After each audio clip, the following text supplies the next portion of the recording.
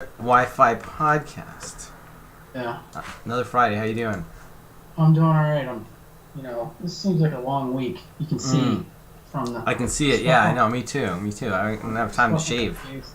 Too busy. That's the wear and tear of the week. Is All right. So today we wanted to talk about a few different things. Want to talk about the Facebook outage first of all. So so yeah, it's pretty interesting. Like Thankfully, I everyone. don't use Facebook, Yeah. so You use Instagram, right? It was like the whole internet was down. the whole How are you internet. supposed to get your Hey, news? all the news was gone. um. So yeah, the Facebook outage, like that, pretty interesting. Like it was a DNS issue. So DNS. basically, yeah, it was basically like they were going down for maintenance, and they stopped advertising their DNS servers, in the BGP router tables, and the DNS like slowly started going down, and then no one could access Facebook anymore. Then all of a sudden, the load in their servers went down, and they had like megawatts of extra power that they had to deal with. So this was not a good day for them. And then once they finally figured out, how to fix it and bring it back up, they had to slowly add servers back because they'd have these like huge power fluctuations, right? Like these servers are like using more power than a whole city probably. Everyone in the world's using these things, so they had to like slowly add them back. So that's why it took like 6 hours. Like that's crazy. Imagine what's going on there. Yeah, I mean, you know, wonder how many people probably got laid off or Yeah, I'm sure someone got fired over that one. I actually didn't notice it. My wife told me about it, and I was like, oh, and that's when I looked. But but I'm sure a lot of people are like, I'm sure a lot of people noticed it. That's for sure. yeah. So So I mean, that kind of gives you an indication of like how important DNS is, right? oh yeah, exactly. So yeah, so we could talk about that a little bit as far as cloud Wi-Fi goes. DNS is like the most important thing as far as like troubleshooting, right? Yep. Oh yeah, definitely. I mean, yeah, that DNS help the devices communicate with like cloud servers or the cloud just in general, and that's true for other vendors, not just us. But I mean, that's a critical piece. So if your DNSs are not, we say not working, but really they're working, but they're too slow, right? Too slow, yeah. Yeah. So like if it's not resolving the names fast enough, the devices think that they have no communication. I guess it stops communicating at one point. Yeah. So it appears to be like offline, or it shows offline. Um, but in our case, when like the devices hit the cloud, they pull the configurations for access points and switches, and they're locally storing that configuration, like SSID, securities, VLANs, whatever it may be. And so like it might lose that communication, but they're still functioning. So we'll have calls where, hey, my devices are offline because it's not communicating with DNS, but it's still actually functioning. But typically, what do we use? As a Well, I mean, so we recommend using Google DNS because it's fast and it's complete. So like we've talked about this before, but like your local ISP may not have like every single DNS server entry in there. They may like block some, or who knows what's going on there. Or it could just be slow because they have their own version of DNS, and since Google is the internet, I mean they have like the most complete DNS, right? So yeah, so you should use their servers, 88888844. It's easy enough to do. Just go into your router and replace your ISP's DNS with Google DNS. yeah, It's not going to hurt anything. It's just going to make it faster. Um, yeah, and then the way to troubleshoot that is with the Ingenious Cloud. If you're having an issue with like a device not coming up on the cloud, or access points that you have brought up are saying that they're down, they look like they're down.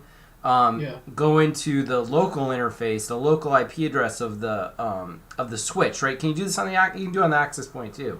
You can do it on the access point and the switch. Yeah. Yeah, if you're local to the devices, yeah, you can Right, go right. along Good that way to point. So test. you gotta be in the local network. You can't be, Mhm. you know, so the cloud, you know, you're not using the cloud now. You're on the local network, and then you go to the IP address of the device, which you can find in the cloud, and then there's a troubleshooting section, and it's gonna basically run a bunch of tests, and Yeah. make sure it has access to the internet. Then it's gonna check the servers, what are they called, like the chicken server, the raccoon server. Raccoon, and chicken. Yeah. Yeah, yeah. So it's going to go and check all these, and yeah, it's got to be able to resolve those names, or these devices Yeah. are going to show as down on the cloud. Yeah, it'll open up a. Well, if you're local, that's a little bit different, right? If you're Hmm. there, then that's easier to do because what you would do is you'd make the change in the cloud interface, not on the local interface, because Yeah. once you do get if say you're setting locally and you make those changes on the actual local interface, the GUI, Hmm. you're correcting the issue, right? And it's going back up to cloud and Yeah. pulling figs again. And say you have DHCP on there, it's going to pull the DHCP again, and then it's going to show offline again. Yeah. So don't, like you said, don't make any changes to that local web interface as far as IP addressing and DNS servers go. If you're going to change your DNS servers, do it on your router. Yeah, Just exactly. use But that if you want local. to test, like you're saying, Yeah. in your local, that's the ideal situation. You can make the changes within the cloud interface and then just factory reset the AP. And it doesn't matter. The AP is going to go back, get the configs, pull them down again. Yep. But when it pulls the new configs, it's going to pull the new IP settings and the DNS settings. So, and if it comes online, stays online, you know it works. So now you can implement those DNSs in your router. Yep. So it's handing out DHCP requests. It's handing out those DNSs. Yeah, yeah. So you can, so like you're saying, you could test this out by setting a static IP and DNS server on in the cloud interface, and that device Yeah. will use that DNS server address, and then if that works, then you could go back to your router and change it for the entire network of cloud devices. Yep. Yep. Exactly. Yeah, so that's like the number one problem. I see that with Ruckus, with Ingenious, every cloud device. Its DNS isn't resolving fast enough, or doesn't have the entries for the cloud servers in there. Yeah. All right, so another thing I want to talk about, I tested a little bit with 160 megahertz mode this week. I saw an article from our friend Tim Higgins at Small Network Builder there that he did some testing. He did it in like a box, that isolates it from other RF and Like everything. an isolation chamber. Isolation chamber. So he did some testing in there, and he saw like maybe 250 meg difference between 80 megahertz and 160 megahertz with 11AX Wi-Fi 6 device, right? 2x2. So Was that recent? He recently did that? it wasn't that long ago. I mean, I let's see, when did he do this? Actually, he did it in 2018. Oh wow. Okay. Yeah, yeah. So must have been like some of the first stuff out. Or Yeah. did he do? It actually could be. Yeah. So he did this testing with some early AX routers, and he saw about 250 meg increase from 80 to 160. Now, so I did the same testing. The Ruckus R750 allows 160 megahertz now. Yeah. Using the cloud. So I did some testing with that, like in the wild, and I saw maybe 100 meg on my laptop, maybe 100 meg difference, but it wasn't consistent. Because I have like multiple APs, 3 APs in this house. My neighbors are close by, so it was maybe 100 meg better, and then when you try to test like your iOS devices, iPhone 13, anything like that, none of these support 160 megahertz, so you see no difference. Yeah. So, I mean, that makes a good case for why like the business class devices that we work with don't really support 160. It doesn't really add anything. It takes away a lot of channels right now, at 5.8 gigahertz. Yeah, especially like when you go beyond one access point or one access point. Yeah. And you're now at 2, 3, 4, 5 access points. you need more channels. So yeah, using 160 megahertz doesn't make sense. So a majority of the installs that we do are at least 5 and above. Yeah. There's some residential cases that may use 3 or 4. I mean, most of the residents that we go into are like 10,000 square feet, like huge homes. Like 5,000 to 10,000. So they're using like 5 access points. Yeah, and if they're trying to use 160 megahertz, it's gonna mess them up. Like it's not good. It's gonna be stepping on channels, and it's gonna be worse. It's gonna be way worse. They're gonna be seeing disconnects, lower throughput, and it doesn't really, like in the home, right? A lot of people wanna, but my son is gaming, or we do a lot of gaming. It doesn't matter, right? No, because you can still do gaming on 20 megahertz. Oh yeah, yeah. I mean, at most homes, let's say they have 3 access points or repeaters or what have you. They can use 80 megahertz and they can all be on a different channel, and they'll see 650 meg with 11AX 2x2 clients, right? Which is close to your gigabit connection, right? And if you do use one of these 160 megahertz, let's say in a consumer router, SUS router or something, that's only going to cover a small area. It's not going to cover the whole house. Yeah, exactly. So that's at short distances, and So you got to be probably within 10 feet, right? 10. Yeah, I mean to get the best advantage. Yeah, we talked to the Qualcomm guy. And he said, yeah, with Wi-Fi 6, the closer the better. Like he was saying, I've seen that in my testing too. You set the device right next to the access point, it's going to get the highest throughput. Yeah, of course. We haven't always seen that before because signal is going to be bouncing off walls and things like that. But with Wi-Fi 6, it seems like the closer the better. But yeah, so if you have one of these like gaming routers like in your basement, yeah, you're going to get like maybe a little bit 100 meg faster, like right near the router, but what about the rest of the house? It's just gonna be pollution, right? Unless you're buying a gaming router specifically just for gaming and nobody else can use it. Yeah. But still, if you have other Wi-Fi devices, you're still gonna run into that problem, regardless. Yeah. And another factor is, a lot of people don't think about this, but the number of clients increases the interference as well.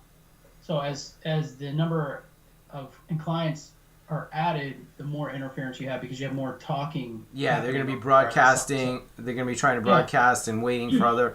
And so 160 megahertz, just don't do it. Not really a reason to do it. I mean, unless you're just doing testing, you want to see the fastest numbers, and you have like an isolation chamber to go into. Yeah, exactly. All right, so then we wanted to also talk about guest networks. Wi-Fi guest network. So we ran into something this week, and the way every manufacturer implements the guest networks differently. I mean, I think we're all starting to kind of move towards the same direction in regards to guest networks. I mean, as you know, we talked about it, guest networks are like a quick way to set up like a guest network. Yeah. And keep somewhat isolated from your primary network or your business network. Yeah.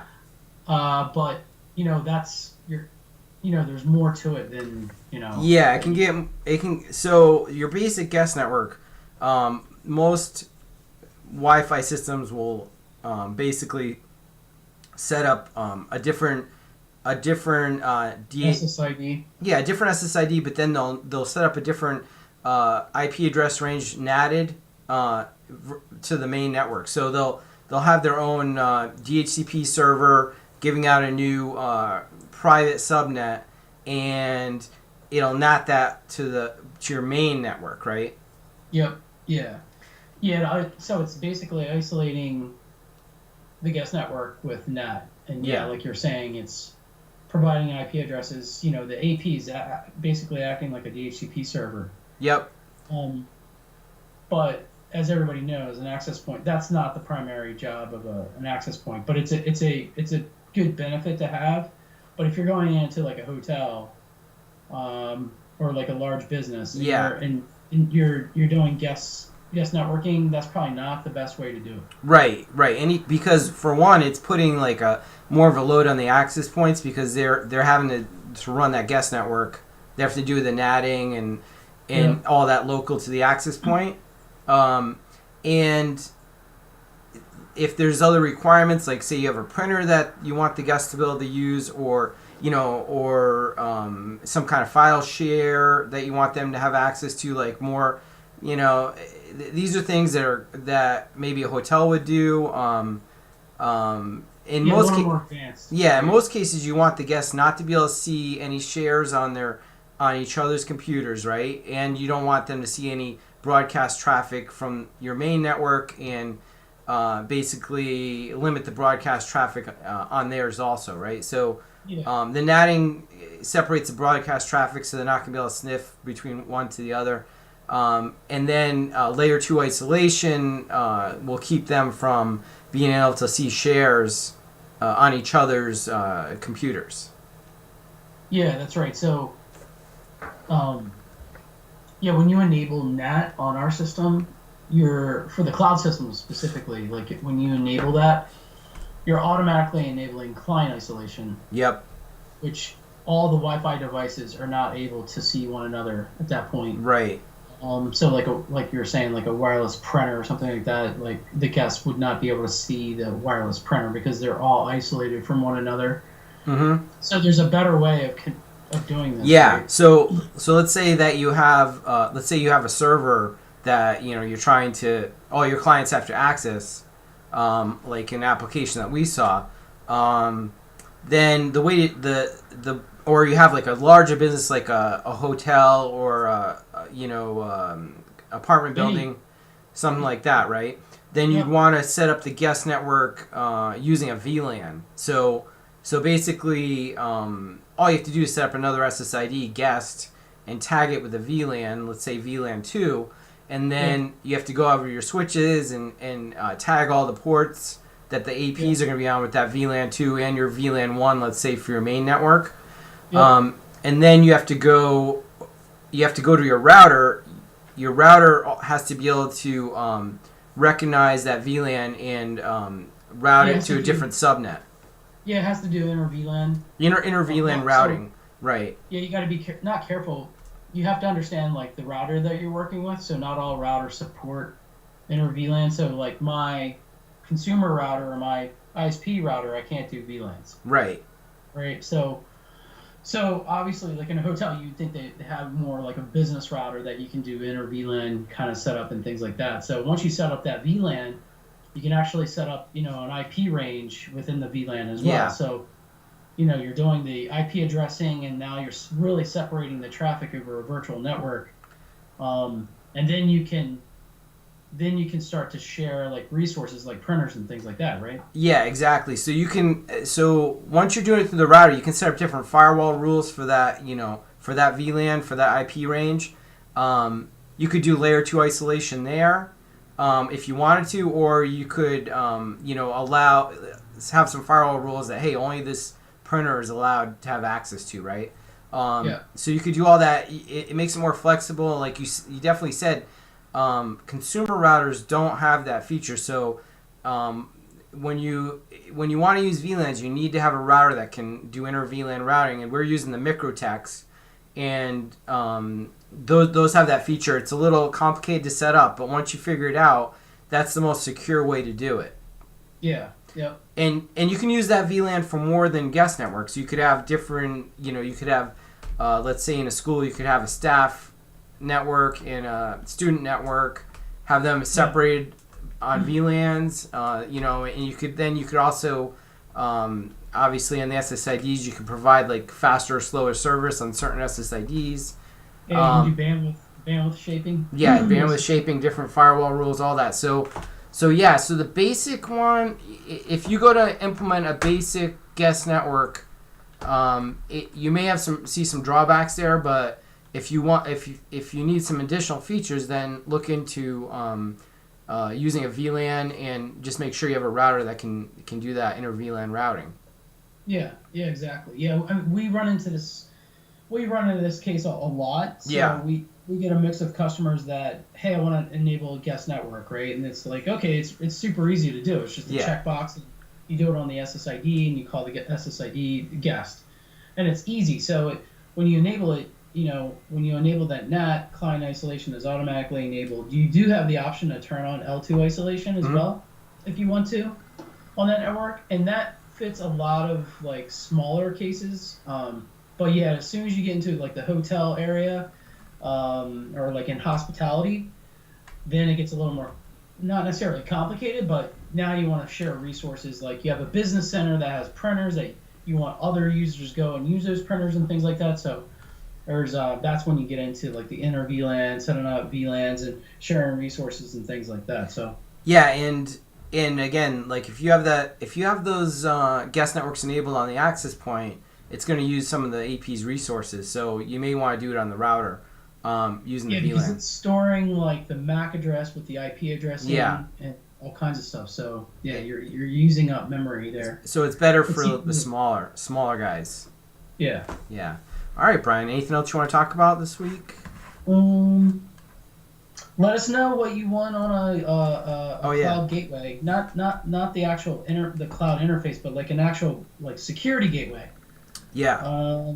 Like it has firewall functionality, routing functionality, so all these things. So let us know what you would like to see. I did an email like I think last week asking what people would like to see. We got a lot of great responses and things like that. There's still some confusion with some customers, but yeah, if you could give us some feedback in the comments below in regards to what you would like to see or what features you use a lot, that we should definitely make sure that we have once we launch our our gateway. So that's the only thing I would probably add. Definitely VLAN routing.